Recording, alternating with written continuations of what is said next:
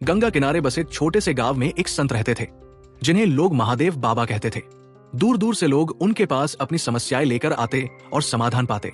एक दिन गांव का एक युवा अर्जुन उनके पास पहुंचा।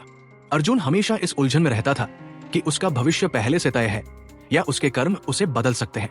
बाबा, अगर भाग्य पहले से लिखा हुआ है तो फिर कर्म करने का क्या मतलब? और अगर कर्म से भाग्य बदल सकता है तो फिर लोग किस्मत को दोष क्यों देते हैं? अर्जुन ने उत्सुकता से पूछा।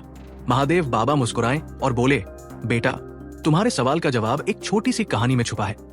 उन्होंने बताना शुरू किया। किसी नगर में एक ज्योतिषी रहता था जिसे अपनी भविष्यवाणी की शक्ति पर बड़ा गर्व था। एक दिन उसने एक युवक का हाथ देखकर कहा, तुम्हारी हथेली की रेखाएं बताती है कि तुम जीवन भर गरीब रहोगे। तुम्हारी किस्मत में धन नहीं लिखा। युवक हताश हो गया, लेकिन उसने हार नहीं मानी। उसने खुद से कहा, अगर मेरी किस्मत में गरीबी है तो मैं अपने कर्मों से इसे बदलने की कोशिश करूंगा। उसने कठिन परिश्रम किया, ज्ञान अर्जित किया और अपने व्यापार को सफल बनाया। कुछ वर्षों बाद वही युवक नगर का सबसे धनी व्यापारी बन गया। महादेव बाबा ने अर्जुन की ओर देखा और पूछा, अब बताओ, क्या उस युवक का भाग्य पहले से तय था या उसके कर्मों ने उसे बदल दिया? अर्जुन को उत्तर मिल चुका था।